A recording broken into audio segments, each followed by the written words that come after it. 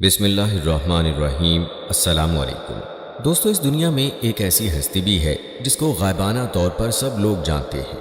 وہ قابل نفرت ہستی ہے ابلیس، معروف نام شیطان ہے۔ رحمت الہی سے ملعون ہونے سے پہلے شیطان کا نام عزازیل تھا۔ آدم علیہ السلام کو سجدہ نہ کرنے اور حکم الہی کی خلاف ورزی کی پاداش میں اس کا نام ابلیس تجویز کر دیا گیا۔ شیطان بھی اسی ابلیس کو کہتے ہیں۔ آج کی اس خاص ویڈیو میں شیطان کے حوالے سے آپ کو بتائیں گے، یعنی انسانوں کے ازلی دشمن شیطان کو کیسے پیدا کیا گیا، اس بدبخت شیطان کے ماں باپ کون تھے، اور اس روئے زمین پر سب سے پہلے شیطانوں اور فرشتوں کے درمیان جنگ کس وجہ سے ہوئی، اور شیطان عزازیل سے ابلیس کیسے بنا۔ ناظرین، ان تمام سوالات کے جوابات قرآن و حدیث کی روشنی میں مکمل تحقیق کے بعد ایک کہانی کی صورت میں آپ سب کے ساتھ شیئر کر رہے ہیں۔ ویڈیو میں شیطان کی موت کا عبرتناک انجام بھی آپ کو بتائیں گے، اور نبی کریم صلی اللہ علیہ وآلہ وسلم سے شیطان کی ملاقات کا مکمل واقعہ بھی اس ویڈیو کے آخر میں آپ جانیں گے۔ سب سے پہلے ناظرین یہ جان لیجئے کہ آسمانوں پر شیطان کا نام عزازیل تھا۔ یہ اس وقت بہت نیک بلکہ فرشتوں کا امام، مقربین کا سردار، جنت کے بیت المال کا خازن اور معلم ملائکہ تھا۔ خالق کائنات کے چند مقرب ترین ملائکہ میں سے تھا۔ شیطان کو یہ اعزازات ہزاروں سال تک دن و رات کی مسلسل ریاضت اور عبادات کے باعث عطا فرمائے گئے تھے۔ یہ ہر وقت ہر لمحہ ذکر الہی کرتا تھا۔ خوشنودی رب اس کا مقصد حیات تھا۔ پہلے آسمان سے ہفتے افلاک تک، جنت الماوا سے لوح محفوظ تک بلا روک و ٹوک رسائی نے اس کو دوسروں سے برتر کر دیا تھا۔ یہ تخلیق آدم علیہ السلام سے ہزاروں سال پہلے کی بات ہے کہ ایک دن عزازیل ادب و احترام کے کرینوں کا خیال رکھتے ہوئے لوح محفوظ پر پہنچا۔ شکر و احسان سے بوجھل پلکوں کو اٹھا کر اوپر دیکھا، جہاں تحریر تھا اعوذ باللہ من الشیطان الرجیم، یعنی پناہ مانگتا ہوں اللہ کی شیطان مردود سے۔ یہ پڑھ کر عزازیل کے پورے وجود پر خوف سے سنسناہٹ طاری ہو گئی۔ عزازیل نے ڈرتے ڈرتے عرض کیا، اے اللہ، یہ شیطان کون ہے؟ بارگاہ خداوندی سے ندا آئی، اے عزازیل، یہ نہایت عابد، زاہد، برگزیدہ اور میرے مقربین خاص میں سے ہے، لیکن یہ تکبر میں مبتلا ہو کر میری حکم عدولی کرے گا، بس میں اسے ملعون و مردود قرار دے کر راندہ درگاہ کر دوں گا۔ رب ذوالجلال کی اس بات سے میں لرز اٹھا، میری زبان میں لڑکھڑاہٹ آ گئی۔ اٹکتے لفظوں کے درمیان پھر عرض کیا، اے معبود برحق، کیا میں اس سے واقف ہوں؟ ارشاد ہوا، وقت آنے پر تو نہ صرف اسے پہچان جائے گا بلکہ اس کے انجام سے بھی واقف ہو جائے گا۔ عرش معلیٰ سے آنے والے اس جواب سے عزازیل کا وجود کانپ اٹھا، بے اختیار آنکھوں سے آنسو جاری ہو گئے۔ عزازیل نے سوچا، آخر وہ کون بدبخت و بد نصیب ہوگا جو ہمیشہ کے لیے نشان عبرت بنا دیا جائے گا۔ پھر برسوں تک یہ خیال عزازیل کی سوچوں پر غالب رہا، تاہم گزرتے وقت کے ساتھ بڑھتی ذمہ داریوں اور شدید مصروفیات نے اس واقعے کو عزازیل کی یادوں سے محو کر دیا۔ فرشتوں کے استاد کی حیثیت سے عزازیل کی ذمہ داری درس و واعظ بھی تھی، جس کا آسمانوں میں دور دور تک چرچا تھا، اور ملائکہ کی بڑی تعداد اس میں شریک ہو کر مستفید ہوتی تھی۔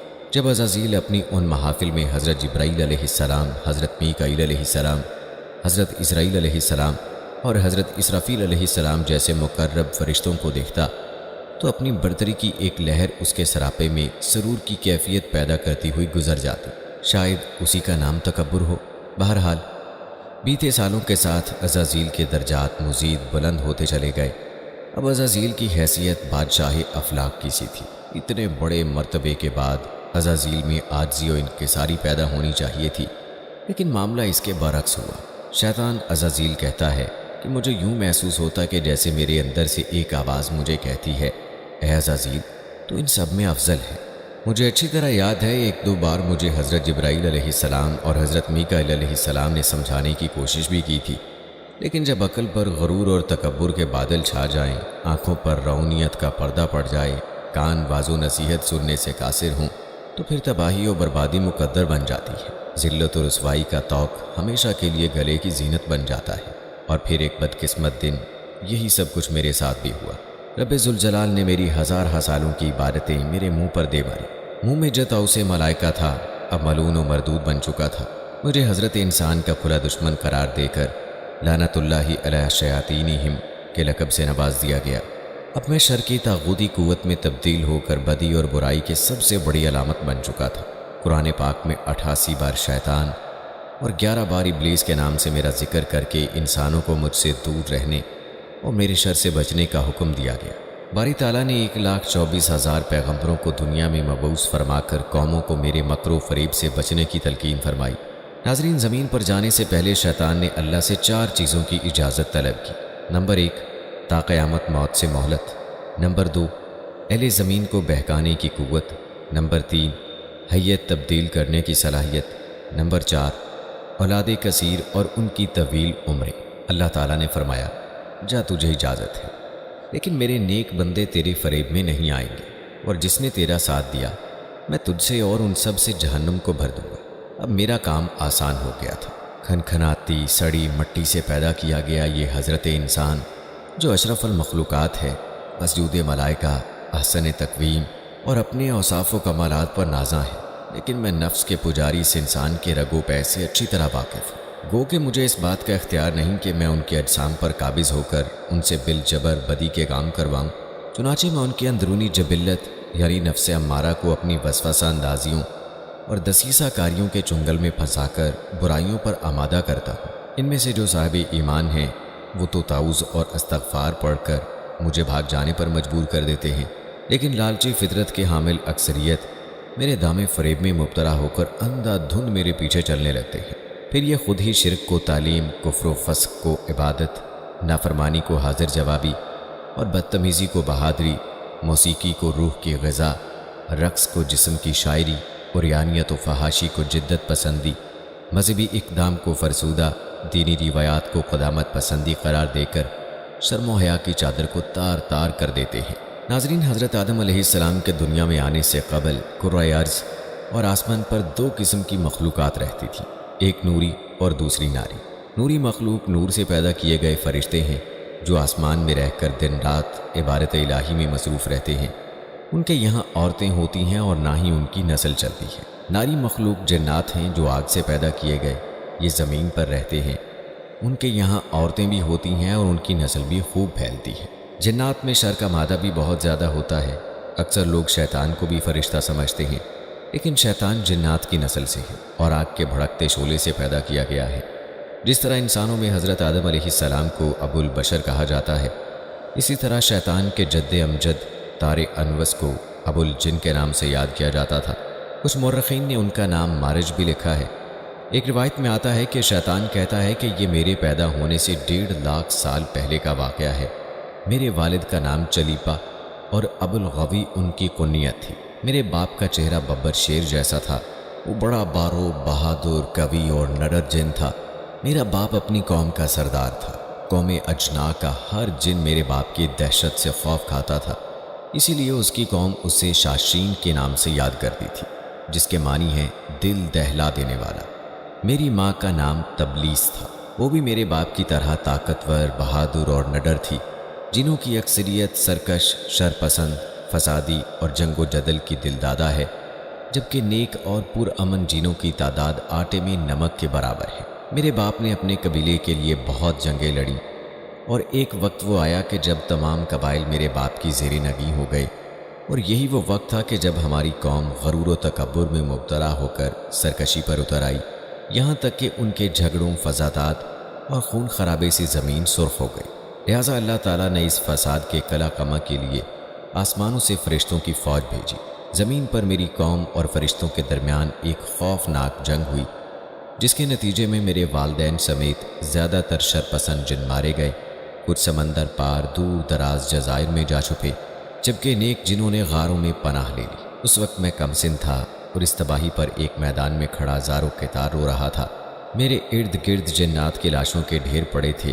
فرشتوں کا کام ختم ہو چکا تھا، وہ آسمان پر اڑتے ہوئے واپس جا رہے تھے کہ اچانک فرشتوں کے ایک گروپ نے مجھے روتے دیکھا تو زمین پر اتر آئے۔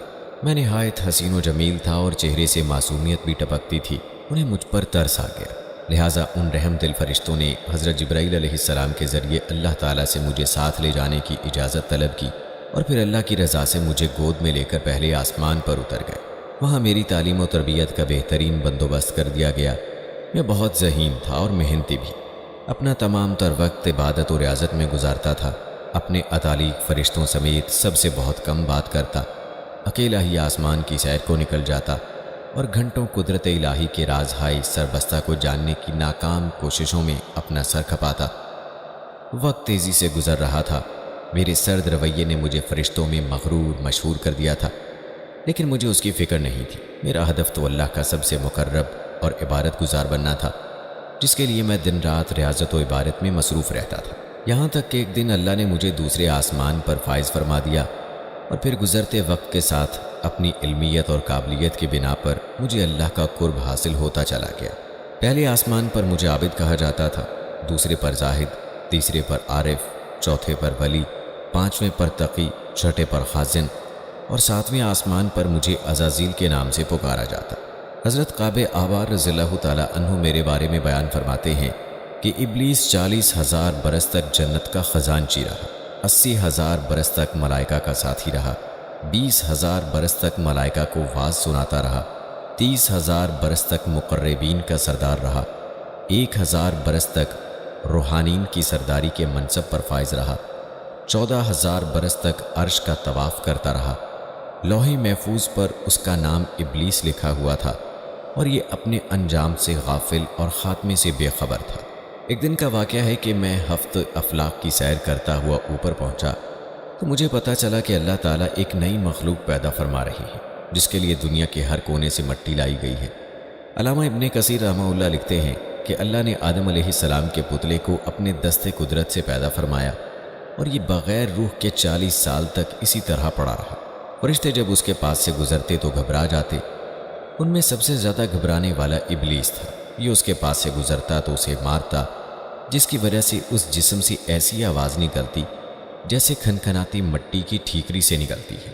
ابلیس اس جسم کے منہ سے اندر داخل ہوا اور پیچھے سے نکل آیا، اور فرشتوں سے کہا کہ تم اس سے نہ ڈرو، یہ تو اندر سے خالی ہے، اگر میں اس پر مسلط ہو گیا تو اسے ہلاک کر ڈالوں گا۔ اور پھر وہ دن بھی آ گیا جب رب العالمین نے فرشتوں سے فرمایا کہ میں زمین پر اپنا ایک نائب بنانے لگا، وہ زمین پر میرے احکام کا نفاذ کروائے گا۔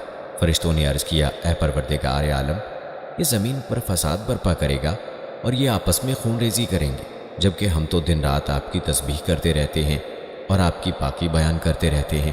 اللہ تعالیٰ نے فرمایا، جو کچھ میں جانتا ہوں وہ تم نہیں جانتے۔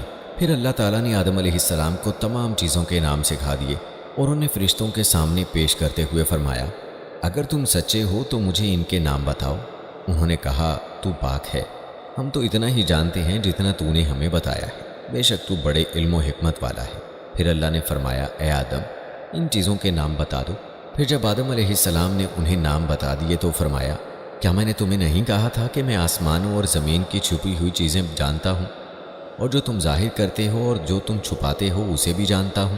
پھر فرشتوں کو حکم دیا کہ آدم علیہ السلام کو سجدہ کرو۔ انہوں نے سجدہ کیا، مگر ابلیس نے انکار کیا۔ شیطان کو تکبر، رونیت اور بڑائی نے مجھے سجدے سے روکے رکھا۔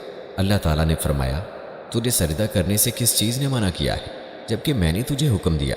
وہ بولا، میں اس سے بہتر ہوں کہ تو نے مجھے آگ سے بنایا اور اسے مٹی سے بنایا ہے۔ میں ایسا نہیں کہ اس انسان کو سجدہ کروں جسے تو نے سڑے ہوئے کھنکھناتے گارے سے پیدا کیا ہے۔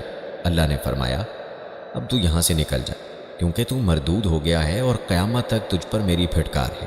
شیطان نے کہا، اے میرے رب، مجھے روز محشر تک کی مہلت دے دے۔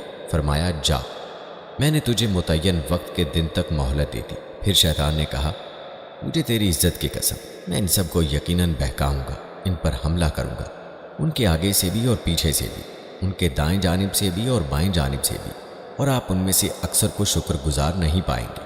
اللہ تعالیٰ نے فرمایا کہ یہاں سے ذلیل و خوار ہو کر نکل جا، ان میں سے جو شخص تیرا کہنا مانے گا میں ان سب سے جہنم کو بھر دوں گا۔ اور یوں بارگاہ خداوندی سے دھتکارے جانے کے بعد شیطان کہتا ہے کہ میں عزازیل سے ابلیس بن گیا۔ اپنے غرور و تکبر اور رونت کی بنا پر میری ہزاروں سالوں کی عبادت و ریاضت ضائع ہو گئی اور مجھے عرش سے فرش پر پٹخ دیا گیا۔ انہی دنوں میرے علم میں یہ بات آئی کہ اللہ تعالیٰ نے حضرت آدم علیہ السلام کی تنہائی دور کرنے کے لیے ان کی بائیں پسلی سے حضرت حوا علیہ السلام کو پیدا کیا ہے، اور اللہ نے آدم علیہ السلام سے کہا کہ تم اور تمہاری بیوی دونوں جنت میں رہو اور یہاں جو چاہو کھاؤ، مگر اس درخت کا رخ نہ کرنا ورنہ ظالموں میں شمار ہوں گے۔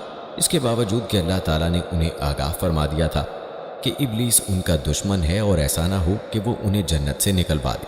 میں ان دونوں کے دلوں میں وسوسے ڈالنے میں کامیاب ہو ہی گیا۔ میں نے ان سے کہا کہ اے آدم، کیا میں تمہیں دائمی زندگی کا درخت اور بادشاہت بتلاؤں کہ جو کبھی پرانی نہ ہو؟ پھر ان دونوں نے اس درخت سے کھایا، تب ان کے سطر کھل گئے اور اپنے اوپر جنت کے پتے چپکانے لگے۔ اب یہاں یہ سوال پیدا ہوتا ہے کہ وہ درخت کون سا تھا؟ کسی نے گندم کا درخت کہا ہے، کوئی انگور کا بتلاتا ہے، تو کسی نے زیتون اور کھجور کی طرف اشارہ کیا ہے، لیکن اللہ نے اس درخت کا نام مبہم رکھا کہ اگر اس کے ذکر میں کوئی مصلحت یا فائدہ ہوتا تو نام ضرور بتا دیا جاتا۔ مجھے اس بات کی تو خوشی تھی کہ میں بی بی حوا کے ذریعے حضرت آدم علیہ السلام کو بہکانے میں کامیاب ہو گیا تھا، لیکن اس کامیابی کے بعد مجھ پر شدید گھبراہٹ طاری تھی، کیونکہ اللہ تعالیٰ کا ایک نام قہار بھی ہے۔ چنانچہ میں فوری طور پر زمین کی طرف بھاگا۔ عموماً فرشتوں کے 2 پر ہوتے ہیں، لیکن اللہ کا مجھ پر بڑا احسان و کرم تھا کہ مجھے 4 پروں والا بنایا تھا، جس سے مجھے ہر جگہ جانے میں بہت آسانی ہو جاتی ہے۔ علامہ ابن کثیر رحمہ اللہ نے 4 پروں والی انفرادیت کا قصص الانبیاء میں ذکر کیا ہے۔ بعد ازاں اللہ تعالیٰ نے حوا علیہ السلام اور حضرت آدم علیہ السلام کو معاف فرما کر ایک خاص مدت تک کے لیے دنیا کی طرف روانہ کر دیا۔ اللہ تعالیٰ نے میری جنت سے نکالے جانے اور آدم علیہ السلام کے اس قصے کو قرآن کریم کی 7 سورتوں، سورہ بقرہ، سورہ الاعراف، سورہ حجر، سورہ بنی اسرائیل، سورہ قحف، سورہ طٰہٰ اور سورہ اسقاد میں تفصیل سے بیان فرمایا ہے۔ میری اس پہلی کامیابی نے مجھے ابلیس سے شیطان بنا دیا اور میں لعنت اللہ علی شیاطینہم قرار دے دیا گیا۔ دنیا میں آدم علیہ السلام اور حوا علیہ السلام کے ملاپ کے بعد اللہ نے انہیں اولاد کثیر سے نوازا۔ ایک جوڑا صبح پیدا ہوتا اور ایک شام کو۔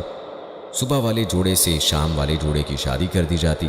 اسی طرح ایک دن صبح قابیل اور اس کی بہن اقلیمیہ پیدا ہوئی، جبکہ شام کو حابیل اور اس کی بہن یہودا پیدا ہوئی۔ قانون قدرت کے مطابق قابیل کی شادی یہودا سے اور حابیل کی شادی اقلیمیہ سے ہونا تھی۔ اقلیمیہ نہایت حسین و خوبصورت تھی، جبکہ یہودا بد شکل۔ قابیل نے یہودا سے شادی سے انکار کر دیا، وہ اپنی بہن اقلیمیہ سے شادی کرنا چاہتا تھا۔ حضرت آدم علیہ السلام نے دونوں بیٹوں سے کہا کہ تم دونوں اللہ کی راہ میں قربانی دو، جس کی قربانی قبول ہو جائے گی اس کے ساتھ اقلیمیہ کی شادی کر دی جائے گی۔ چونکہ حابیل حق پر تھا، لہٰذا اس کی قربانی قبول کر لی گئی۔ یہی وہ لمحہ تھا جب میں ناک کے ذریعے قابیل کے جسم میں داخل ہوا اور اس کے دماغ پر قبضہ کر کے اس کی سوچنے سمجھنے کی صلاحیتوں پر حاوی ہو گیا۔ میں نے قابیل کو مشورہ دیا کہ اگر تو اقلیمیہ کو حاصل کرنا چاہتا ہے تو حابیل کو قتل کر دے۔ پہلے وہ ہچکچایا، لیکن جب میں نے اس کی ہمت بڑھائی، لالچ، حسد اور انتقام کے جذبات بیدار کیے تو وہ راضی ہو گیا، اور پھر ایک دن اس نے حابیل کو قتل کر ڈالا۔ اس واقعے کی تفصیل سورۃ مائدہ میں موجود ہے۔ بعد ازاں قابیل اپنے والد کے خوف سے یمن بھاگ گیا، تاہم مجھ جیسا شیطانی ہتھ کنڈوں کا موجد اس کے ساتھ تھا۔ میں نے پہلے اسے عیش و عشرت پر لگایا، اس کی بہت سی شادیاں کروائیں، کیونکہ اپنے کام کو منظم طریقے سے آگے بڑھانے کے لیے مجھے ایک مضبوط ٹیم کی ضرورت تھی۔ میں آگ سے پیدا ہوا ہوں، لہٰذا میں نے اسے آتش پرست بنا لیا۔ اللہ تعالیٰ نے مجھے مکمل چھوٹ دے رکھی تھی۔ جب اس کی نسل تیزی سے بڑھنے لگی تو میں نے اسے پتھر کے بت بنانے کا طریقہ سکھایا۔ اب کچھ آتش پرست بن گئے اور کچھ بتوں کو پوجنے لگے۔ حضرت آدم علیہ السلام کے بعد ان کے بیٹے حضرت شیس علیہ السلام نبی بنے، ان کے بعد حضرت ادریس علیہ السلام آئے، لیکن میرا کام زور و شور سے جاری رہا۔ اللہ تعالیٰ نے میرے لیے اپنی رسی دراز کی ہوئی تھی۔ دنیا کے باسی گمراہی اور ضلالت کے گڑھوں میں دھنسے ہوئے تھے۔ جگہ جگہ بتوں، آگ اور سورج کی پرستش کی جا رہی تھی۔ میں نہایت کامیابی کے ساتھ لوگوں کو دین سے دور کرنے میں مصروف تھا کہ اللہ تعالیٰ نے اپنے ایک اور نبی حضرت نوح علیہ السلام کو مبعوث فرمایا۔ ان کے آنے کے بعد پہلی مرتبہ دنیا میں مجھے اور میرے پیروکاروں کو تباہی کا سامنا کرنا پڑا، یہاں تک کہ میری پوری قوم طوفان نوح میں غرق ہو گئی اور میں ایک بار پھر دنیا میں اکیلا رہ گیا۔ اللہ تعالیٰ نے حضرت نوح علیہ السلام کے واقعے کا قرآن کریم میں 43 بار ذکر کیا ہے۔ 2000 سال قبل مسیح کی بات ہے، خلیج فارس سے عراق تک کے وسیع و عریض علاقے پر ایک قوم آباد تھی جسے قوم عاد کے نام سے یاد کیا جاتا ہے۔ اللہ تعالیٰ نے اسے دنیا بھر کی نعمتوں سے نوازا تھا۔ سرسبز و شاداب باغات، لہلہاتے کھیت و کھلیان، شفاف پانی کے چشمے، بڑے بڑے شاندار محلات، مال و دولت، آسائش و آرائش کی فراوانی اور بہترین صحت۔ یہ طویل القامت، قوی اور زوراور لوگ تھے۔ ان کی شان و شوکت ستوت و جبروت، جسمانی طاقت و سہولت نے انہیں مغرور اور متکبر بنا دیا تھا۔ قوم نوح کی تباہی کے بعد ان دنوں میں یعنی شیطان بھی کسی ایسی ہی قوم کی تلاش میں تھا، چنانچہ میں اپنی پوری جماعت کے ساتھ ان کے نفس امارہ پر حملہ آور ہوا۔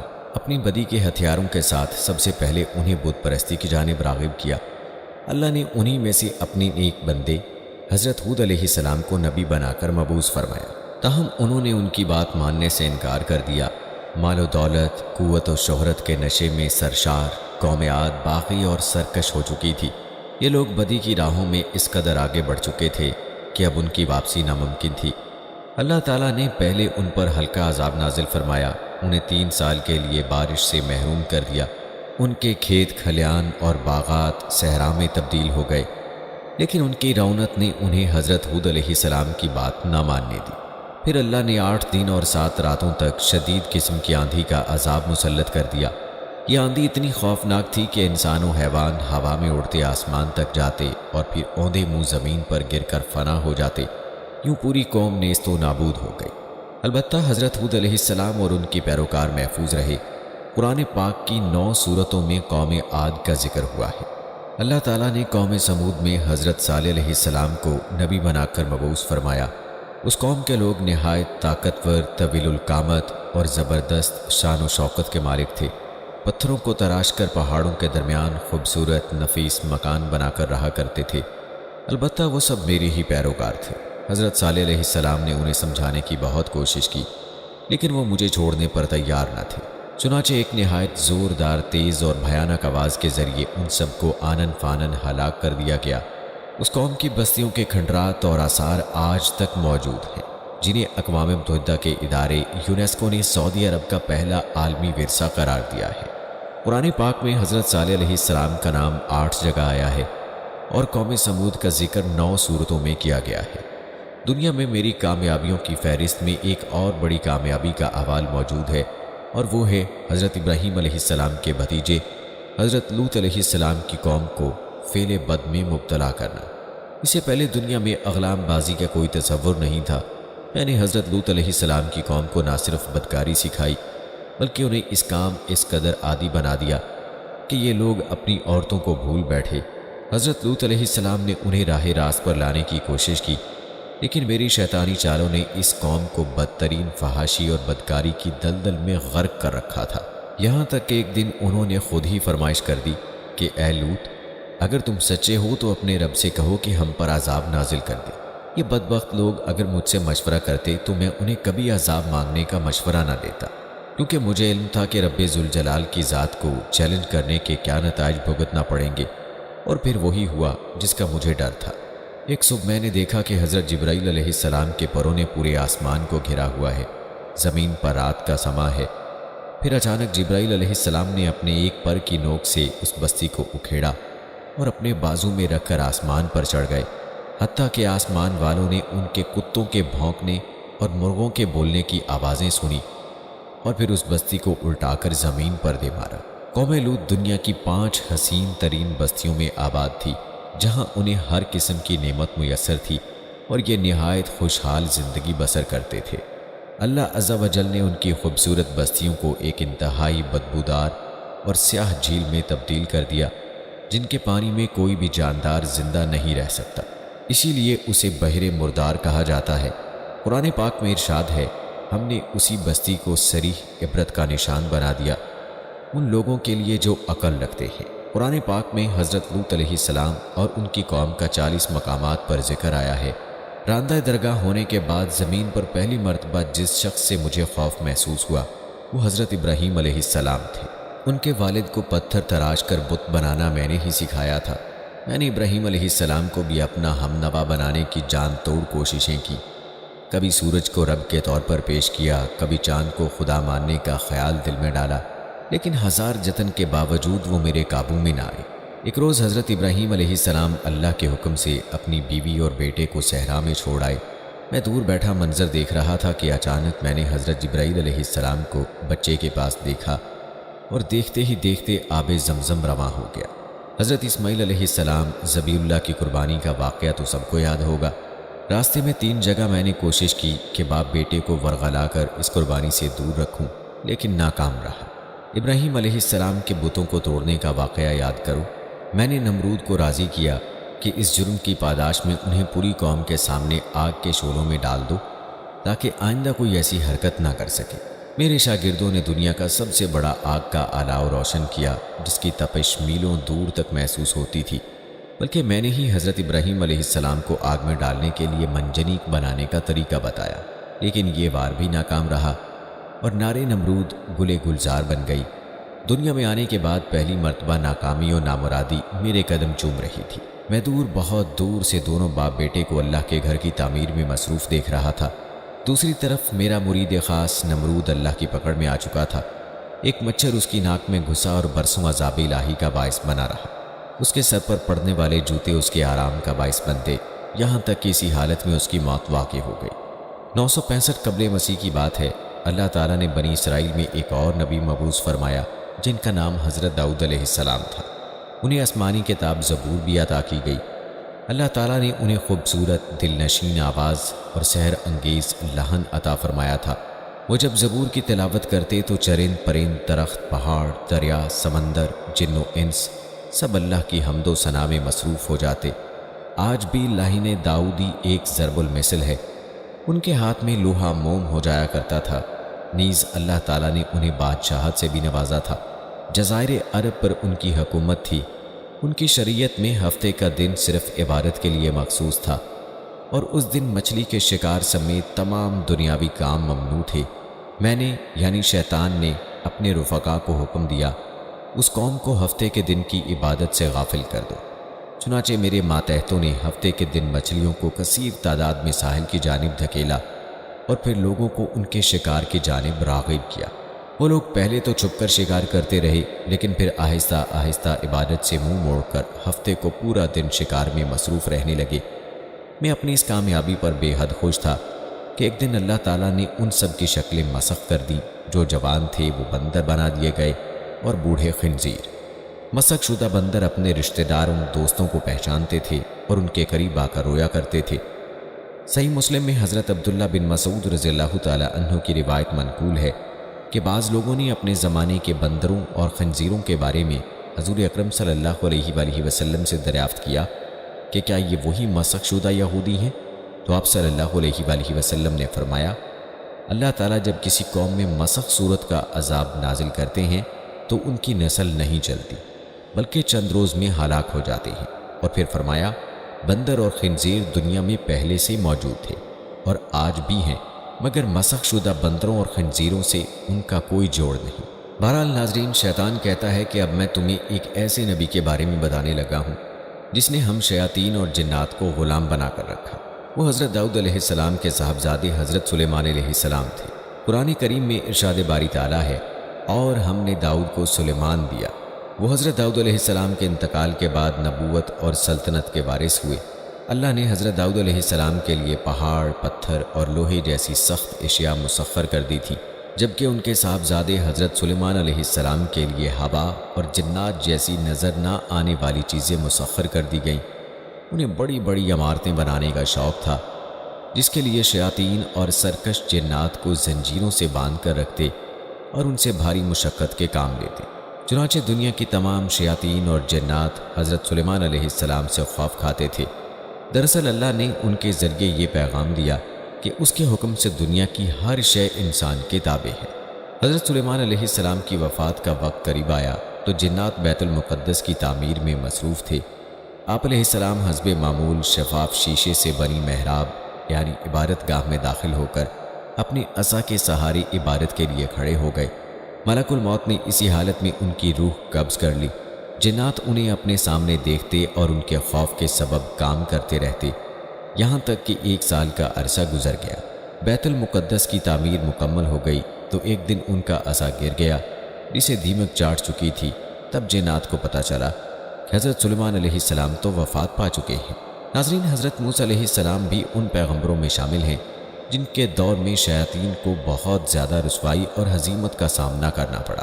دنیا میں ان کی آمد روکنے کے لیے میری ہدایت پر فرعون نے بنی اسرائیل کے ہزاروں نومولود بچوں کو قتل کروایا، لیکن اللہ نے حضرت موسیٰ علیہ السلام کو نہ صرف زندہ رکھا بلکہ ان کی پرورش بھی فرعون کے محل میں کروائی۔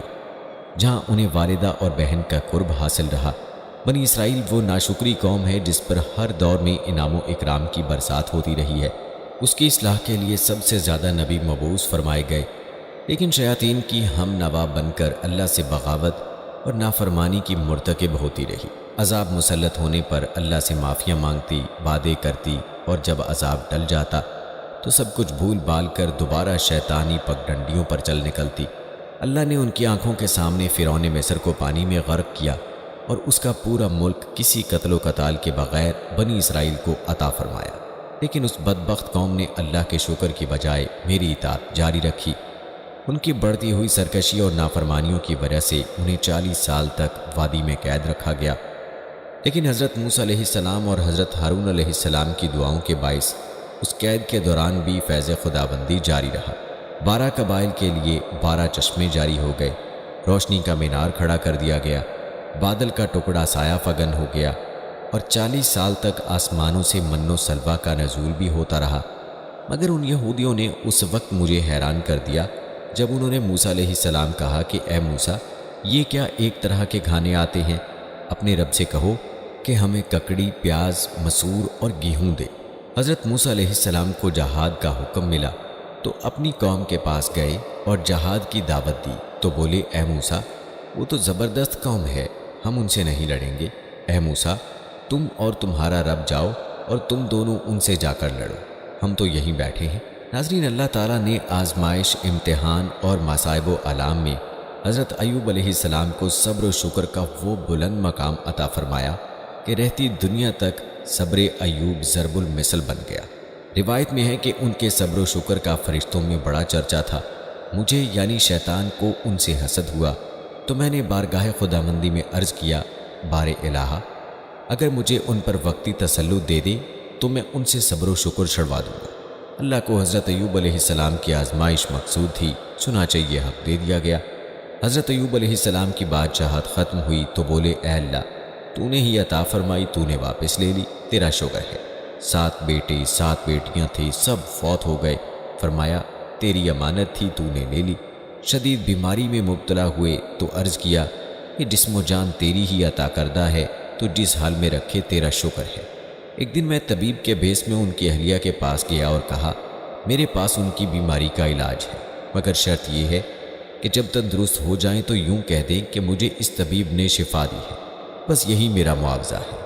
اہلیہ حضرت ایوب علیہ السلام سے خوشی خوشی ذکر کیا تو فرمایا وہ طبیب کے روپ میں شیطان مردود تھا، میں ان کے قریب ہی تھا اور ان کے عزم و حوصلے کو دیکھ کر یقین ہو گیا کہ ان سے صبر و شکر چھڑوانا میرے بس کی بات نہیں۔ زمین پر اللہ کی سب سے نافرمان قوم بنی اسرائیل یعنی یہودی ہیں۔ تاریخ گواہ ہے کہ اس قوم میں بے شمار انبیاء کرام مبعوث فرمائے گئے۔ اللہ نے بہت بار اپنے انعام و اکرام کی بارش برسائی، لیکن یہ ناشکری قوم کبھی فرما بردار نہ بن پائی۔ انبیاء کرام علیہ السلام پر ظلم و ستم ڈھانا اس کا شیوا رہا۔ حضرت عیسیٰ علیہ السلام بنی اسرائیل کے آخری پیغمبر تھے۔ انہیں 30 سال کی عمر میں نبوت کے ساتھ آسمانی کتاب انجیل سے سرفراز فرمایا گیا۔ اللہ تعالیٰ نے انہیں شکم مادر سے آسمانوں پر اٹھانے تک بہت سے معجزات سے نوازا، جس کی تفصیل سورہ آل عمران اور سورہ مائدہ میں موجود ہے۔ انہی معجزات کی بنا پر اہل نصارہ انہیں خدا سمجھنے لگے تھے، نعوذ باللہ۔ عیسائیوں کے عقیدہ تثلیث کے مطابق حضرت عیسیٰ علیہ السلام، بی بی مریم علیہ السلام اور اللہ تینوں خدا ہیں۔ تاہم مسلمانوں کے نزدیک یہ ایک کفریہ عقیدہ ہے، جیسا کہ قرآن پاک میں ارشاد ہے، بے شک وہ لوگ کافر ہو چکے جنہوں نے کہا کہ اللہ عین مسیح بن مریم ہے۔ بنی اسرائیل کے منکرین نبوت نے میری ہدایت کے مطابق حضرت عیسیٰ علیہ السلام کو صلیب پر چڑھانے کا منصوبہ بنا لیا، لیکن اللہ نے اپنے نبی کو آسمانوں پر اٹھا لیا۔ حضرت عیسیٰ علیہ السلام کے بعد تقریباً 569 سال تک بدی کی قوتوں کا راج رہا، لیکن پھر نبی آخر الزماں صلی اللہ علیہ وآلہ وسلم کی تشریف آوری کے بعد سے میری زندگی کا سب سے مشکل دور شروع ہو گیا۔ ابو جہل سے ابو لہب تک، یہود سے منافق اعظم عبداللہ بن ابی تک میرے بڑے اور قابل رشک مہرے زمین بوس ہو گئے۔ بنی اسرائیل کا مکر و فریب، چالاکیاں، چال بازیاں دھری کی دھری رہ گئیں۔ خود میرا اپنا یہ حال تھا کہ کوئی بھی شیطانی ہتھ کنڈا کامیاب نہ ہوتا تھا۔ بدر کی جنگ نے میری کمر توڑ کر رکھ دی تھی۔ مجھ میں سرکار دو عالم صلی اللہ علیہ وآلہ وسلم کا سامنا کرنے کی طاقت تھی اور نہ ہمت۔ حضرت ابوبکر صدیق، حضرت عمر رضی اللہ تعالیٰ عنہ، حضرت عثمان رضی اللہ تعالیٰ عنہ، حضرت علی رضی اللہ تعالیٰ عنہ، حضرت حمزہ، حضرت خالد اور دیگر صحابہ کرام رضوان اللہ اجمعین سے مقابلے کا خیال نہایت احمقانہ سوچ تھی۔ میں حضرت عمر رضی اللہ تعالیٰ عنہ کی دہشت سے تو راستہ ہی بدلنے پر مجبور ہو جاتا۔ میری اور میرے رفقا کی سر توڑ کوششوں کے باوجود اسلام کی روشنی نے دنیا کو منور کر دیا۔ حضور اکرم صلی اللہ علیہ وآلہ وسلم کی حیات طیبہ اور خلافت راشدہ کے 30 سال میری تباہی و بربادی کے سال تھے۔ حضرت عثمان رضی اللہ تعالیٰ عنہ نے اپنی جان کا نذرانہ دے کر میری بہت بڑی سازش ناکام بنا دی۔ پھر سیدنا حسین رضی اللہ تعالیٰ عنہ نے کربلا کے میدان میں اسلام کو جلا بخشی۔ خلافت راشدہ کے بعد مجھے کچھ شیطانی گل کھلانے کے مواقع میسر آئے۔ بنو امیہ اور بنو عباس کے درمیان نفرتوں کے بیج بوئے۔ 9 صلیبی جنگوں میں نصارہ کی مسلسل ناکامی کے بعد پاپائیت کو مسلمانوں کی علمی میراث پر قبضے کا مشورہ میں نے ہی دیا۔ مسلمان جنگجو سپہ سالاروں کو جنم دینے والی سرزمین عرب کو بانجھ کیا۔ اسرائیل کا وجود اور بیت المقدس پر قبضہ میرا ہی مرہون منت ہے۔ عظیم مسلم سلطنت خلافت عثمانیہ کا خاتمہ اور سونے کی چڑیا ہندوستان پر نصارہ کا قبضہ میرے ہی ہاتھوں انجام پایا۔ سقوط ڈھاکہ، سقوط کشمیر، ہندوؤں کے مظالم، امریکہ و اسرائیل کی دہشت گردی، عرب ممالک کی معاشی، معاشرتی، سماجی، سیاسی اور فوجی قوت کی تباہی میرا ہی کارنامہ ہے۔ مسلمانوں کے اندر سے دین کی روح سلب کر کے انہیں ایمان کی حرارت سے بیگانہ کس نے کیا؟ یہ سب کچھ میرا ہی یعنی شیطان اور ابلیسی جماعت ہی کا کارنامہ ہے۔ شیطان کہتا ہے کہ 27 رمضان المبارک جمعے کے بابرکت دن کے وہ لمحات میرے لیے نہایت پریشان کن تھے کہ جب اسلام کے نام پر بننے والی پہلی مملکت خداداد دنیا کے نقشے پر نمودار ہوئی۔ میں ان دنوں دوزخ کے نزدیک قید تنہائی میں تھا۔ اس مملکت کی بنیادوں میں 20 لاکھ مسلمانوں کا خون اور ہزاروں معصوم بچیوں کی عصمتیں شامل ہیں۔ یہ بات اپنی جگہ درست ہے کہ میں برا ہوں اور بدنام بھی۔ میں انسانوں کو بہکانے کا کام چوری چھپے کیا کرتا تھا، لیکن اب میں جانتا ہوں کہ میرا مد مقابل ایمان کی حرارت سے محروم اور نہایت کمزور ہے، لہٰذا اب میں ببانگ دہل اپنے اہداف کا اعلان کرتا ہوں۔ میرا آئندہ کا ہدف مملکت اسلامیہ پاکستان کو صراط مستقیم کی بجائے شیطانی پگڈنڈیوں پر گامزن کرنا ہے، لیکن اس خطے میں اہل ایمان، علماء حق کی کثرت اور اسلام سے جذباتی وابستگی نے میرا ہدف مشکل بنا دیا ہے۔ اس وقت میری 3 شیطانی بریگیڈز مصروف عمل ہیں۔ ایک کے ذمے تخریب کاری اور بم دھماکے کرنا ہے، دوسری لسانی عصبیت اور فرقہ واریت کے ذریعے اتحاد بین المسلمین پارا پارا کر کے بدامنی پھیلانے کے درپے ہے، اور تیسری بریگیڈ معاشرتی اخلاقی بگاڑ کے ذمہ دار ہے۔ اب جنت یا جہنم فیصلہ تمہارے ہاتھ میں ہے۔ اے اہل پاکستان، میرے کارندے جب تمہارے کسی علاقے میں کارروائی کر کے فاتحانہ انداز میں میرے پاس آتے ہیں تو میں بھولی بسری یادوں میں کھو جاتا ہوں، اور مجھے وہ لمحہ یاد آ جاتا ہے جب میں نے لوح محفوظ پر اللہ کے نام کے ساتھ حضرت محمد صلی اللہ علیہ وآلہ وسلم لکھا دیکھا تھا، وہ نام کے جس سے ملائکہ عشق کیا کرتے تھے، اور آج اس پرانی محبت کے احترام نے مجھے مجبور کر دیا کہ میں تم کو اپنے مکروہ عزائم سے خبردار کروں۔ میری کہانی اللہ کی کتاب قرآن مجید میں تفصیل سے درج ہے، جس میں اہل ایمان کے لیے عبرت و نصیحت کا بیش بہا خزانہ موجود ہے، لیکن میں یہ دیکھ کر حیران رہ جاتا ہوں کہ امن و ہدایت کے اس انمول ذخیرے کو صرف برکت کا نسخہ سمجھ کر گھر کے اونچے مچان پر خوبصورت جزدان میں لپیٹ کر محفوظ کر دیا گیا ہے۔ یہ بھی میری خوش قسمتی ہے کہ تم عربی زبان سے واقف ہو اور نہ اس دستور حیات کو بامانی پڑھنے سمجھنے کا تمہارے پاس وقت ہے نہ شوق۔ میں نے چند مشہور واقعات پر مشتمل اپنی مختصر سی داستان تحریر کی ہے، مگر یاد رکھو، بدی کی اس داستانی عبرت کو پڑھنے کے بعد مجھ پر ملامت کی بجائے اپنے نفس کو ملامت کرنا، جس کی غلامی تمہیں صراط مستقیم کی بجائے شیطانی پگڈنڈیوں پر چلنے پر مجبور کر دیتی ہے۔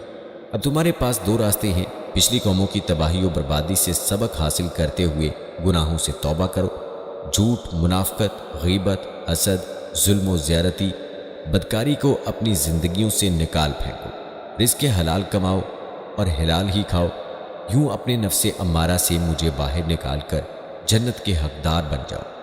لیکن اگر صراط مستقیم کا یہ سفر تمہارے لیے ممکن نہیں، اللہ اور اس کے پیارے نبی صلی اللہ علیہ وآلہ وسلم کی اطاعت کی بجائے میری ہم سفر بننے پر خوش ہو، تو چشم ماں روشن دل ماں شاد، میں دل و جان سے تمہیں اپنے ساتھ جہنم میں لے جانے کو تیار ہوں، جہاں دوزخ کی بھڑکتی آگ تمہاری اور میری منتظر ہے۔ ناظرین، یہاں پر بھی جان لیجئے کہ شیطان کے 5 اہم ساتھی ہیں، جن کے نام یہ ہیں۔ نمبر 1، صبر۔ اس کے اختیار میں مصیبتوں کا کاروبار ہے، جس میں لوگ ہائے واویلا کرتے ہیں اور گریبان پھاڑتے ہیں، منہ پر تمانچے مارتے ہیں اور جاہلیت کے نعرے لگاتے ہیں۔ نمبر 2، عور۔ یہ لوگوں کو بدی کا مرتکب کرتا ہے اور اسے ان پر اچھا اور پسندیدہ کر کے دکھاتا ہے۔ نمبر 3، مسعود۔ یہ کذب اور در و دماغ پر معمور ہے، جسے لوگ کان لگا کر سنیں، تجسس کریں اور آدھی سن کر مزید اضافہ خود کر لیں۔ یہ انسانوں کی شکل اپنا کر ان سے ملتا ہے اور انہیں فساد برپا کرنے کی جھوٹی خبریں سناتا ہے۔ نمبر 4، داسن۔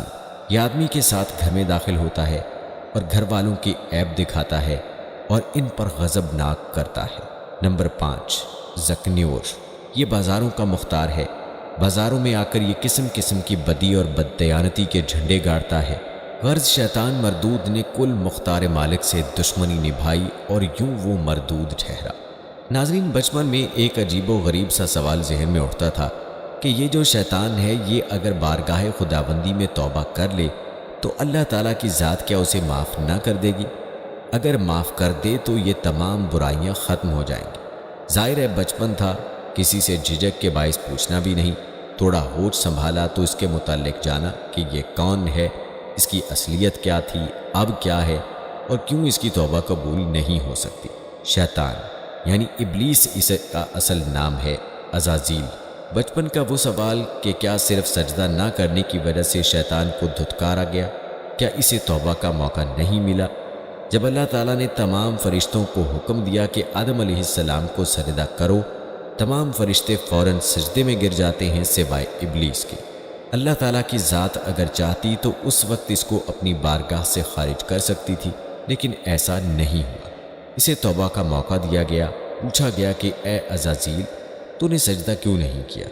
قرآن مجید میں ہے کہ جب اللہ تعالیٰ نے حضرت آدم علیہ السلام کو سجدہ کرنے کا حکم دیا تو ابلیس نے انکار کر دیا اور حضرت آدم علیہ السلام کی تحقیر اور اپنی بڑائی کا اظہار کر کے تکبر کیا، اور اسی جرم کی سزا میں خدا بند عالم نے اس کو مردود بارگاہ کر کے دونوں جہان میں ملعون فرمایا اور اس کی پیروی کرنے والوں کو جہنم میں عذاب نار کا سزاوار بنا دیا۔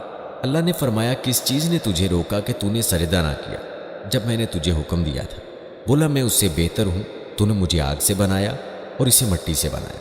فرمایا، تو یہاں سے اتر جا، تجھے نہیں پہنچتا کہ یہاں رہ کر غرور کرے، نکل، تو ہے ذلت والوں میں۔ بولا، مجھے فرصت دے اس دن تک کہ لوگ اٹھائے جائیں۔ فرمایا، تجھے مہلت ہے۔ بولا، تو قسم اس کی کہ تو نے مجھے گمراہ کیا، میں ضرور تیرے سیدھے راستے پر ان کی طاق میں بیٹھوں گا، پھر ضرور میں ان کے پاس آؤں گا، ان کے آگے اور پیچھے اور داہنے اور بائیں سے، اور تو ان میں سے اکثر کو شکر گزار نہ پائے گا۔ فرمایا، یہاں سے نکل جا۔ رد کیا گیا اور راندہ ہوا۔ ضرور جو ان میں سے تیرے کہے پر چلا، میں تم سب سے جہنم بھر دوں گا۔ ایک بزرگ جناب فخر الدین رازی رحمہ اللہ اپنے دور کے بہت بڑے عالم تھے۔ ان پر جب نزع کا وقت آیا تو شیطان آ پہنچا، کہنے لگا، اے فخر الدین، آپ کے پاس اللہ تعالیٰ کی ذات کے ہونے کی کیا دلیل ہے؟ انہوں نے ایک دلیل دی، شیطان نے اپنے علم سے وہ رد کر دی۔ انہوں نے دوسری دلیل دی، اس نے وہ بھی رد کر دی، حتیٰ کہ آپ نے 359 دلیلیں دی، اس نے سب رد کر دی۔ حضرت نجم الدین کبریٰ رحمہ اللہ علیہ، آپ کئی مسافت دور وضو فرما رہے تھے اور اپنے باطنی تصرف سے یہ سارا ماجرا دیکھ رہے تھے۔ آپ نے اپنے ہاتھ سے پانی حضرت فخر الدین رحمہ اللہ کی جانب پھینکا، تمام پردے چاک کیے اور فرمایا، اس کو بول دو کہ میں اللہ تعالیٰ کی ذات کو بنا کسی دلیل کے مانتا ہوں۔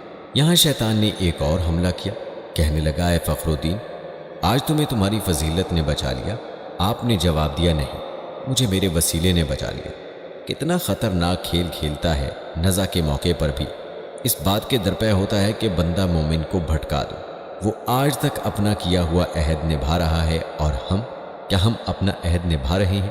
ابلیس جس کو شیطان کہا جاتا ہے یہ فرشتہ نہیں تھا بلکہ جن تھا جو آگ سے پیدا ہوا تھا، لیکن یہ فرشتوں کے ساتھ ساتھ ملا جلا رہتا تھا اور دربار خداوندی میں بہت مقرب اور بڑے بڑے بلند درجہ و مراتب سے سرفراز تھا۔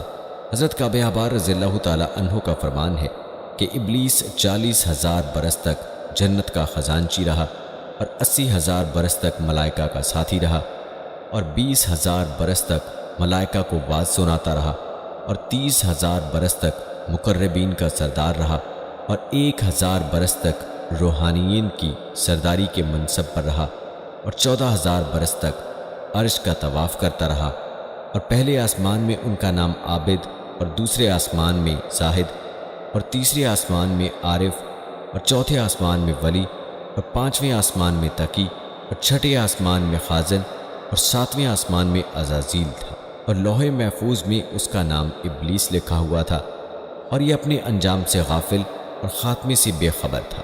قرآن مجید کے اس عجیب واقعے میں عبرتوں اور نصیحتوں کی بڑی بڑی درخشندہ اور تابندہ تجلیاں ہیں، اسی لیے اس واقعے کو خداوند قدس نے مختلف الفاظ میں اور متعدد طرز بیان کے ساتھ قرآن مجید کے 7 مقامات میں بیان فرمایا ہے، یعنی سورہ بقرہ، سورہ اعراف، سورہ حجر، سورہ بنی اسرائیل، سورہ قحف، سورہ طٰہٰ، سورہ صاد میں اس دل ہلا دینے والے واقعے کا تذکرہ کیا ہے، جس سے ایک بہت بڑا درس ہدایت تو یہ ملتا ہے کہ کبھی ہرگز اپنی عبادتوں اور نیکیوں پر گھمنڈ یا غرور نہیں کرنا چاہیے، اور کسی گناہ گار کو اپنی مغفرت سے کبھی مایوس نہیں ہونا چاہیے، کیونکہ انجام کیا ہوگا اور خاتمہ کیسا ہوگا عام بندوں کو اس کی کوئی خبر نہیں ہے، اور نجات و فلاح کا دار و مدار اور حقیقت خاتمہ بالخیر پر ہی ہے۔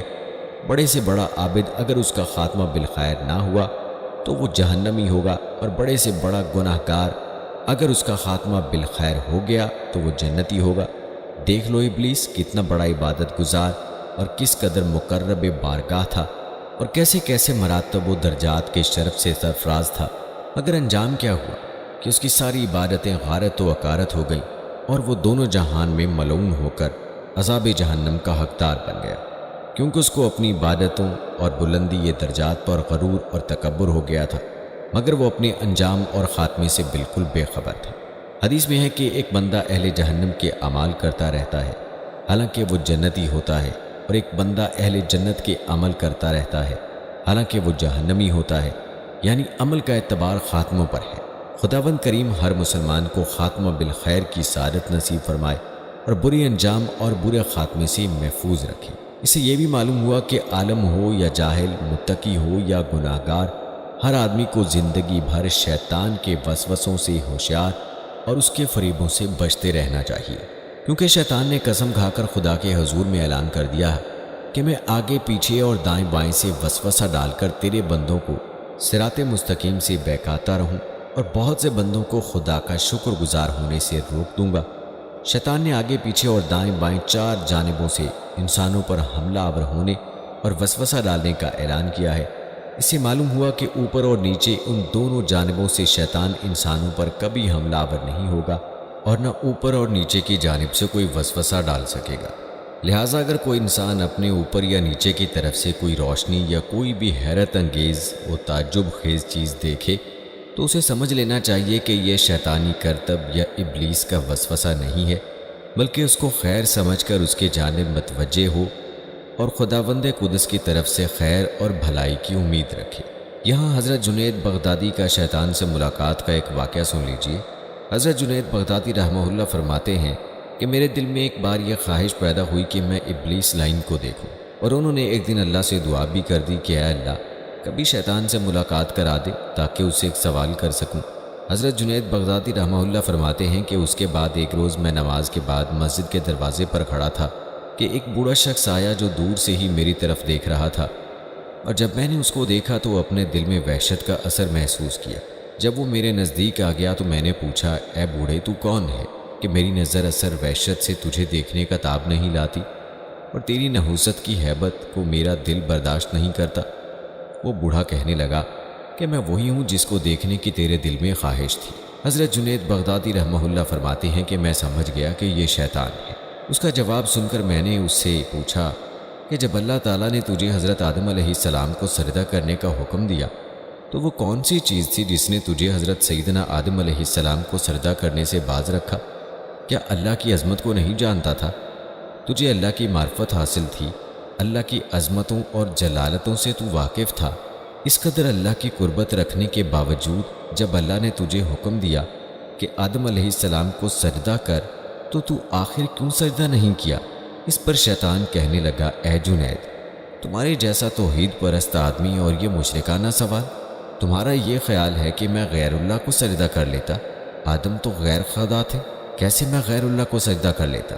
حضرت جنید بغدادی فرماتے ہیں کہ اس کے اس جواب نے مجھے حیران کر دیا اور دل میں اس کا کلام اثر کرنے کو تھا اور میرے دل میں آ رہا تھا کہ یہ بالکل ٹھیک کہہ رہا ہے۔ اس وقت مجھے الہام ہوا، اے جنید، اس کو کہہ دو کہ تو جھوٹ بولتا ہے۔ حکم دینے والا کون تھا؟ اگر تو بندہ تھا تو رب ذوالجلال کے حکم سے باہر نہ ہوتا اور اس کی نہیں سے تقرب نہ کرتا۔ حکم دینے والا جب خود کہہ رہا ہے کہ فلاں چیز کو سجدہ کرو تو توحید اسی کا نام ہے کہ اس کی بات کو مان لیا جائے۔ شیطان نے جب دل کی یہ آواز سن لی اور چیخ ماری اور بولا، اللہ کی قسم، تو نے مجھے جلا ڈالا اور نظر سے غائب ہو گیا۔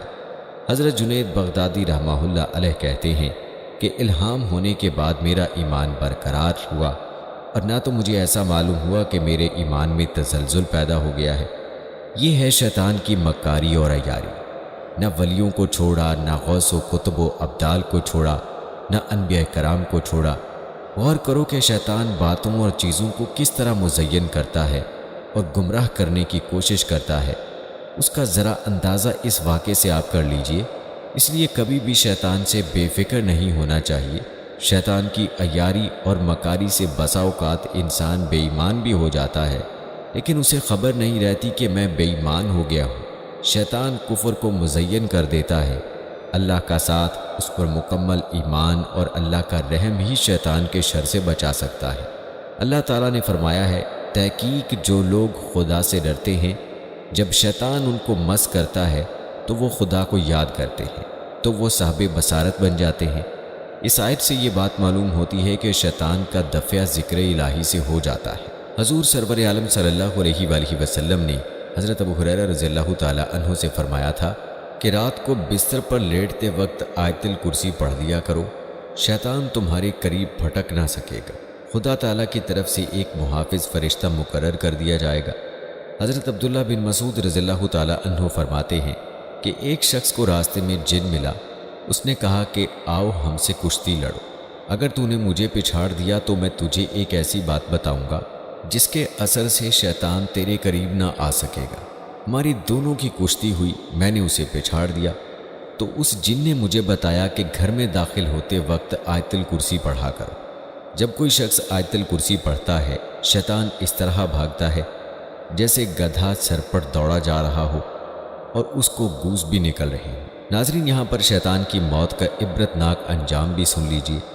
حضرت کعب احبار رضی اللہ تعالی عنہ ایک مرتبہ تقریر کر رہے تھے اور فرما رہے تھے کہ حضرت آدم علیہ السلام نے وفات کے وقت اللہ تعالیٰ سے عرض کیا، یا اللہ، میری موت سے میرا ازلی دشمن ابلیس بہت خوش ہوگا، اس کو تو قیامت تک زندہ رہنا ہے۔ جواب ملا، آدم، تو انتقال کے بعد جنت میں چلے جاؤ گے اور وہ ملعون قیامت تک دنیا میں رہے گا۔ آخر میں اس کو موت آئے گی تاکہ ساری دنیا کے لوگوں کے برابر موت کی تکلیف اٹھائے۔ آدم علیہ السلام نے ملک الموت سے فرمایا، ابلیس کی موت کا منظر مجھے بھی کچھ بتاؤ۔ فرشتے نے سنانا شروع کیا تو وہ اتنا دردناک تھا کہ آدم علیہ السلام سن نہ سکے۔ فرمایا، بس کرو، اب نہیں سنا جاتا۔ اتنا فرمایا کہ حضرت کعب رضی اللہ تعالی عنہ خاموش ہو گئے۔ لوگوں نے کہا، حضرت، کچھ ہمارے سامنے بھی اس کی موت کا منظر بیان فرمائیں۔ پہلے تو انکار کیا، مگر لوگوں کے بے حد اصرار پر فرمایا، جب قیامت قریب آئے گی لوگ حسب عادت بازاروں میں مشغول ہوں گے، اچانک ایک زوردار دھماکہ ہوگا جس سے بہت سے لوگ بے ہوش ہو جائیں گے۔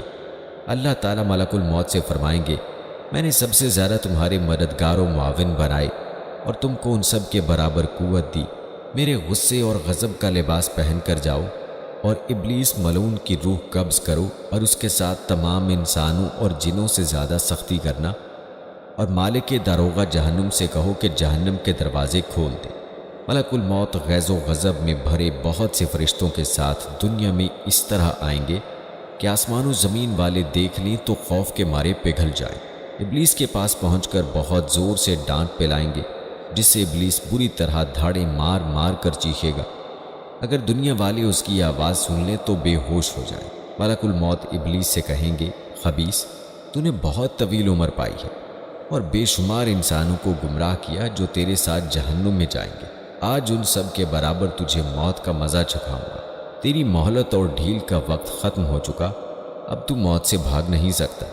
ابلیس گھبرا کر مشرق کی جانب بھاگے گا تو کبھی مغرب کی جانب، لیکن ہر طرف اپنے سامنے ملک الموت کو پائے گا۔ سمندر میں گھسنے کی کوشش کرے گا تو سمندر نکال پھینکے گا۔ آدم علیہ السلام کی قبر کے پاس کھڑا ہو کر کہے گا، اے آدم، تمہاری وجہ سے میں ملعون و مردود بنا، کاش کہ تم پیدا ہی نہ ہوتے۔ پھر ملک الموت سے کہے گا، کتنی سختی اور تکلیف کے ساتھ میری جان نکالو گے؟ فرمائیں گے، جتنے لوگ جہنم میں ہیں ان سب کی موت سے کہیں زیادہ تکلیف اور سختی کے ساتھ۔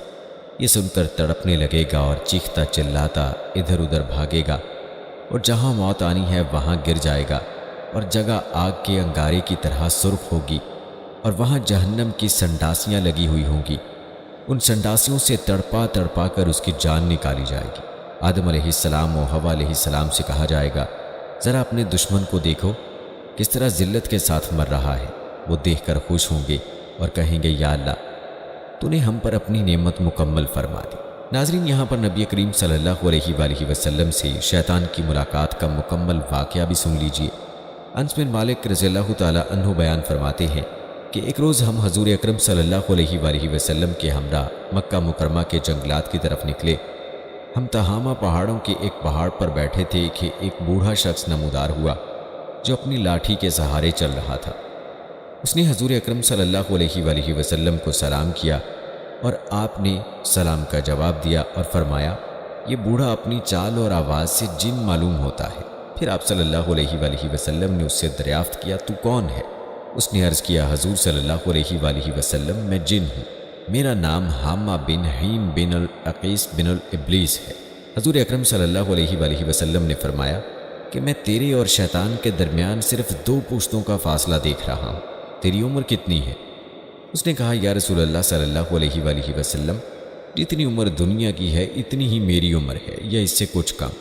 جن دنوں قابیل نے حابیل کو قتل کیا تھا اس وقت میری عمر چند برس کی تھی۔ میں پہاڑوں میں دوڑتا پھرتا تھا اور لوگوں کے دلوں میں وسوسے ڈال دیا کرتا تھا۔ حضور اکرم صلی اللہ علیہ وآلہ وسلم نے فرمایا، یہ تو بہت برا عمل تھا۔ اس جن نے حضور اکرم صلی اللہ علیہ وآلہ وسلم سے کہا، مجھے ملامت نہ فرمائیے، کیونکہ میں ان لوگوں میں سے ہوں جو حضرت نوح علیہ السلام پر ایمان لائے تھے اور توبہ کر لی تھی، اور دعوت دین کے کام میں ان کے ساتھ تعاون کیا تھا اور انہیں راضی کر لیا تھا۔ اس کے بعد وہ جن اتنا رویا کہ ہم بھی رونے لگے۔ اس جن نے کہا، اللہ کی قسم، میں بہت شرمندہ ہوں اور میں اللہ کی پناہ مانگتا ہوں اس بات سے کہ میں کافر رہوں، بلکہ میں نے حضرت ہود علیہ السلام سے ملاقات کی اور میں ان پر ایمان لایا۔ اسی طرح میں نے حضرت ابراہیم علیہ السلام سے بھی ملاقات کی ہے، اور جس وقت حضرت ابراہیم علیہ السلام کو آگ میں ڈالا جا رہا تھا میں بھی ان کے ساتھ تھا، اور جب حضرت یوسف علیہ السلام کو کنویں میں ڈالا گیا تو میں بھی ان کے ساتھ تھا، اور حضرت یوسف علیہ السلام سے پہلے اس کنویں میں پہنچ گیا تھا۔ اسی طرح حضرت شعیب علیہ السلام اور حضرت موسیٰ علیہ السلام سے بھی میری ملاقات ہوئی تھی۔ انہوں نے مجھے تورات سکھائی اور فرمایا تھا، اگر تم عیسیٰ علیہ السلام سے ملاقات کرو تو ان کو میرا سلام کہنا۔ جب میری ملاقات حضرت عیسیٰ علیہ السلام سے ہوئی تو میں نے موسیٰ علیہ السلام کا سلام ان تک پہنچایا۔ حضرت عیسیٰ علیہ السلام سے ملاقات کے وقت انہوں نے مجھ سے فرمایا تھا، اگر تیری ملاقات محمد الرسول اللہ صلی اللہ علیہ وآلہ وسلم سے ہو تو ان کی خدمت میں میرا سلام عرض کر دینا۔ چنانچہ میں اس امانت سے سبکدوش ہونے کے لیے آپ صلی اللہ علیہ وآلہ وسلم کی خدمت میں حاضر ہوا ہوں، اور حضرت عیسیٰ علیہ السلام کا سلام آپ کی خدمت میں پیش کرتا ہوں، اور آپ صلی اللہ علیہ وآلہ وسلم پر ایمان لاتا ہوں۔ حضور اکرم صلی اللہ علیہ وآلہ وسلم نے جب یہ پیغام سنا تو آپ کی آنسو آ گئے۔ آپ نے فرمایا، عیسیٰ علیہ السلام پر سلام ہو، اور اے حامہ، امانت پہنچانے کی وجہ سے تجھ پر بھی سلام ہو۔ اے حامہ، تیری کیا حاجت ہے؟ اس جن نے عرض کیا کہ حضرت موسیٰ علیہ السلام نے مجھے تورات سکھائی تھی اور حضرت عیسیٰ علیہ السلام نے مجھے انجیل سکھائی تھی۔ بس آپ صلی اللہ علیہ وآلہ وسلم مجھے قرآن سکھا دیجیے۔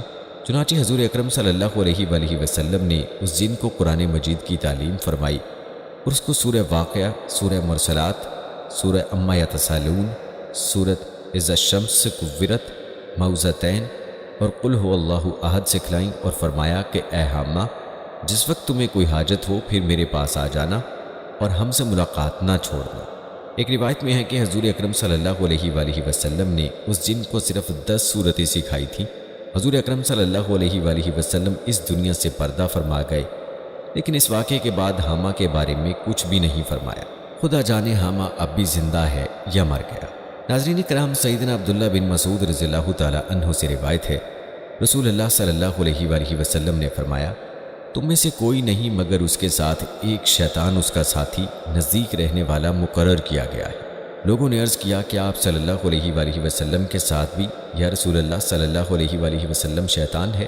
آپ صلی اللہ علیہ وآلہ وسلم نے فرمایا، ہاں میرے ساتھ بھی ہے، لیکن اللہ نے اس پر میری مدد کی ہے تو میں سلامت رہتا ہوں اور مجھے شیطان کوئی بات سوائے نیکی کے نہیں بتلاتا۔ دوستو، اللہ تعالیٰ حکیم مطلق ہے اور حکیم کا کوئی کام خالی از حکمت نہیں ہوتا۔ اللہ تعالیٰ نے جو کچھ بھی پیدا فرمایا ہے مبنی بر حکمت ہے۔ کسی چیز کو بھی دیکھیے تو یوں کہیے کہ اے ہمارے رب، تو نے اسے بیکار نہیں بنایا۔ حضرت امام غزالی رحمہ اللہ نے کیمیائی سعادت میں لکھا ہے کہ ایک مرتبہ حضرت موسیٰ علیہ السلام نے چھت پر چھپکلی کو دیکھا اور خدا سے پوچھا، الہی تو نے چھپکلی کو کیوں بنایا؟ اللہ تعالیٰ نے فرمایا، موسیٰ تم سے پہلے یہ چھپکلی مجھ سے پوچھ رہی تھی کہ الہی تو نے موسیٰ کو کیوں بنایا؟ میرے کلیم، میں نے جو کچھ بنایا ہے مبنی بر حکمت ہی پیدا فرمایا ہے۔ حدیث میں ہے کہ جب اللہ نے ابلیس کی نسل اور اس کی زوجہ پیدا کرنا چاہی تو شیطان پر غصے کا القاء کیا۔ غصے کی وجہ سے آگ کی ایک چنگاری پیدا کی۔ اس چنگاری سے حق تعالیٰ نے ابلیس کی بیوی پیدا کر دی۔ جتنے انسان پیدا ہوتے ہیں اتنے ہی جنات بھی پیدا ہوتے ہیں۔ روایت ہے کہ اللہ تعالیٰ نے ابلیس سے فرمایا تھا کہ جتنی اولاد آدم کی پیدا کروں گا اتنی ہی اولاد تیری بھی پیدا کروں گا۔ چنانچہ دوسری حدیث میں مذکور ہے کہ ہر انسان کے ساتھ اللہ تعالیٰ جن بھی پیدا کرتا ہے جو اس کو برائی پر اکساتا رہتا ہے۔ جنات مذکر بھی ہوتے ہیں اور مؤنث بھی۔ جنات کی ایک قسم انسان جیسی ہے، وہ انسانوں کی طرح مذکر اور مؤنث ہوتے ہیں، آپس میں شادی بیاہ کرتے ہیں اور ان کی اولاد بھی پیدا ہوتی ہے۔ بہرحال ناظرین، ایک دن شیطان بیٹھا رسیوں کے پھندے تیار کر رہا تھا۔ کچھ موٹی موٹی رسیوں کے پھندے تھے، کچھ باریک اور کمزور رسیوں کے پھندے تھے۔ وہاں سے ایک علم والے کا گزر ہوا تو اس نے شیطان سے پوچھا، ارے او دشمن انسان، یہ کیا کر رہے ہو؟ شیطان نے سر اٹھا کر دیکھا اور اپنا کام جاری رکھتے ہوئے بولا، دیکھتے نہیں حضرت انسانوں کو قابو کرنے کے لیے پھندے تیار کر رہا ہوں۔ ان حضرت نے پوچھا، یہ کیسے پھندے ہیں، کچھ موٹے کچھ ہلکے؟ شیطان نے جواب دیا، پھندے ان لوگوں کے لیے ہیں جو شیطانوں کی باتوں میں نہیں آتے، لہٰذا مختلف قسم کے پھندے تیار کرنے پڑتے ہیں، کچھ خوشنما، کچھ موٹے، کچھ باریک۔ ان حضرات کے دل میں تجسس پیدا ہوا، پوچھا، کیا میرے لیے بھی کوئی پھندا ہے؟ شیطان نے سر اٹھا کر مسکراتے ہوئے کہا، آپ علم والوں کے لیے مجھے پھندے تیار نہیں کرنے پڑتے، آپ لوگوں کو تو میں چٹکیوں میں گھیر لیتا ہوں، علم کا تکبر ہی کافی ہے آپ لوگوں کو پھانسنے کے لیے۔ ان حضرت نے حیران ہو کر پوچھا، پھر یہ موٹے پھندے کس کے لیے ہیں؟ شیطان نے کہا، موٹے پھندے اخلاق والوں کے لیے ہیں جن کے اخلاق اچھے ہیں، ان پر قابو پانا مشکل ہوتا ہے، اسی لیے احادیث میں اچھے اخلاق کے لیے بہت ترغیب دی گئی ہے۔ رسول اللہ صلی اللہ علیہ وآلہ وسلم نے ارشاد فرمایا، میں اچھے اخلاق کی تکمیل کے لیے ہی بھیجا گیا ہوں۔ رسول اللہ صلی اللہ علیہ وآلہ وسلم برے اخلاق سے اجتناب کی اس طرح دعا فرمایا کرتے تھے کہ اے اللہ، میں آپ سے پناہ چاہتا ہوں پھوٹ، نفاق اور برے اخلاق سے۔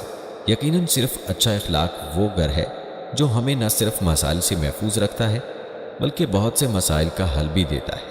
اللہ پاک ہم سب کو بھی بہترین اخلاق والا بنا دے۔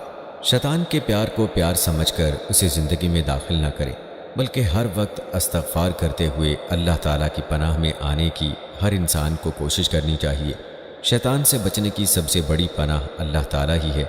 آج استغفار کرتے ہوئے اللہ تعالیٰ کی پناہ میں آنے کی کوشش کرنی چاہیے، کیونکہ استغفار ہی وہ ذریعہ ہے جس سے اللہ تعالیٰ کی پناہ میں انسان آ سکتا ہے۔ یاد رکھیں، حضور صلی اللہ علیہ وآلہ وسلم تو اللہ کے نبی اور رسول ہیں۔ آپ کو اللہ نے معصوم پیدا فرمایا، نہ آپ کو شیطان بہکا سکتا تھا اور نہ ہی دنیا کی کسی چیز کا خوف۔ آپ صلی اللہ علیہ وآلہ وسلم نے امت کی تعلیم کے لیے یہ دعائیں مانگ کر امت کو سکھایا کہ ان تمام چیزوں سے پناہ مانگیں جس سے نبی صلی اللہ علیہ وآلہ وسلم نے پناہ مانگی۔ اے اللہ، ہم ہر اس چیز سے تیری پناہ مانگتے ہیں جسے تیرے پیارے حبیب صلی اللہ علیہ وآلہ وسلم نے مانگی۔ معزز خواتین و حضرات، انسان کتنا ہی عبادت گزار کیوں نہ ہو جائے، مستقبل کی فکر اور ایمان پر خاتمے کے لیے دعا اور کوشش کرتے رہنا چاہیے، ورنہ عزازیل سے ابلیس بننے میں اور مردود بن جانے میں کچھ لمحے لگتے ہیں، اور انہی لمحوں میں انسان کی دنیا و آخرت تباہ ہو سکتی ہے۔ کوشش کریں کہ عبادت پر اترانے اور غرور کرنے کی بجائے اعمال کی بقا اور خاتمے کے حسن کی فکر کریں۔